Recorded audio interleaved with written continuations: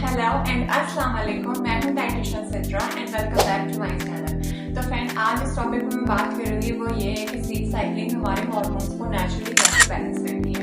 Hormonal imbalance आजकल बहुत ज्यादा कॉमन हो गया हुआ है और पाकिस्तान में बहुत सी खवातीन इस मसले को फेस कर रही हैं।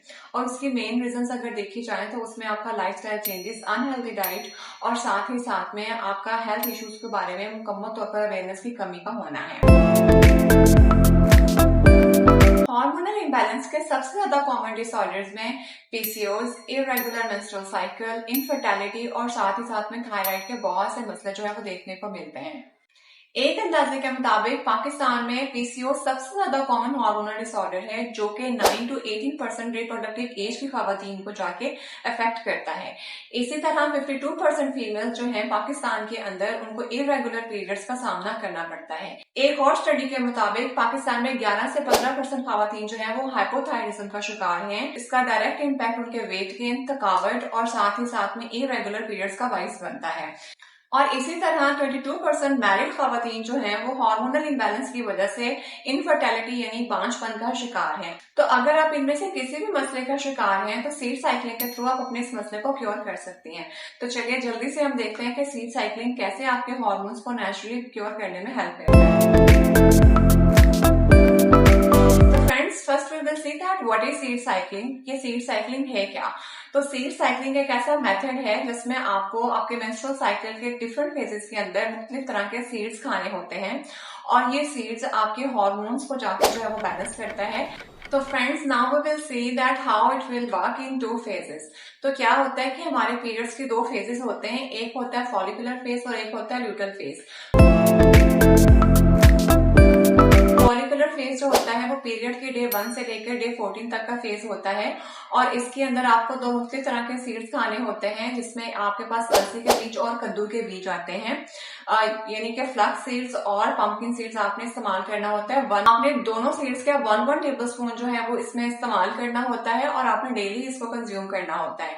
ये सीड्स आपके एस्ट्रोजन लेवल को जाके बैलेंस करते हैं और साथ में आपकी एग प्रोडक्शन को बहुत ज्यादा सपोर्ट करते हैं। फ्लैक्स सीड्स के अंदर लिग्निन बहुत ज्यादा मौजूद होता है जो कि एस्ट्रोजन लेवल को जाके बैलेंस करता है और पंपकिन सीड के अंदर जिंक बहुत ज्यादा मौजूद होता है जो कि प्रोजेस्टेरोन की प्रोडक्शन को सपोर्ट करता है जो कि हमें नेक्स्ट फेज के अंदर रिक्वायर्ड होता है।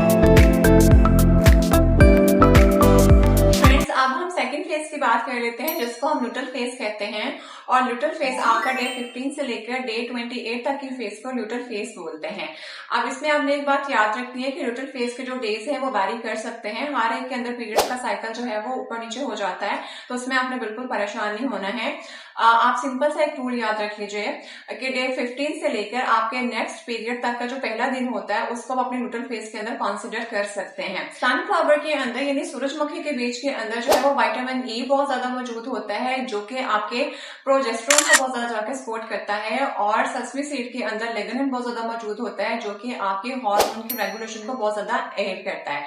और पहली फेज की तरह इन वाले सीड्स का भी आपने 1 टेबलस्पून जो है वो दोनों का अपनी डाइट में ऐड करना है और आपने इसको डेली कंज्यूम करना है। तो फ्रेंड्स, अब अगर आप सोच रहे होंगे कि सीड साइकिलिंग के पीछे साइंस क्या है तो डेफिनेटली इसके लिए कुछ रिसर्च पेपर्स हैं वो मैं यहाँ पर टैग भी कर दूंगी। इस वाले रिसर्च के मुताबिक जो सीड साइकिलिंग के अंदर हम अलसी इस्तेमाल कर रहे होते हैं उसका डायरेक्ट लिंक जो है वो आपकी हार्मोन बैलेंस और आपके एस्ट्रोजन मेटाबॉलिज्म के साथ देखा गया है। और इस तरह से एक और स्टडी के मुताबिक जो सनफ्लावर के अंदर विटामिन ई और सेलेनियम मौजूद होता है ये आपके प्रोजेस्टेरोन लेवल को बहुत ज्यादा जाके बूस्ट अप कर देता है जिसकी वजह से हमारा जो हार्मोनल इम्बैलेंस के साथ पीसीओएस का मसला और इरेगुलर पीरियड्स हो रहे होते हैं उसको जाके बहुत हद तक सेटल कर देता है। बात करती हूँ कि how you have to incorporate the seeds into your diet.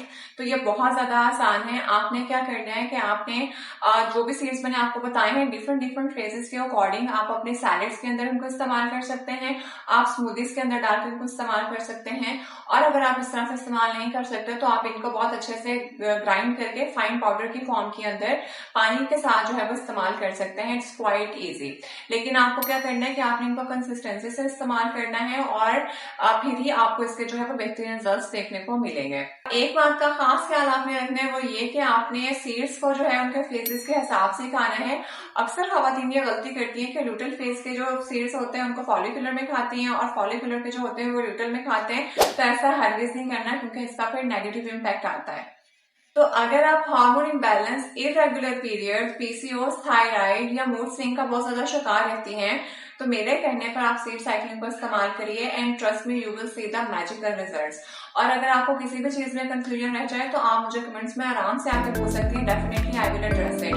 And friends, if you like this video तो वीडियो को लाइक एंड शेयर जरूर करिएगा और चैनल को सब्सक्राइब जरूर कर दीजिएगा। So friends, I will see you in the next video. Till then, bye bye and अल्लाह हाफिज।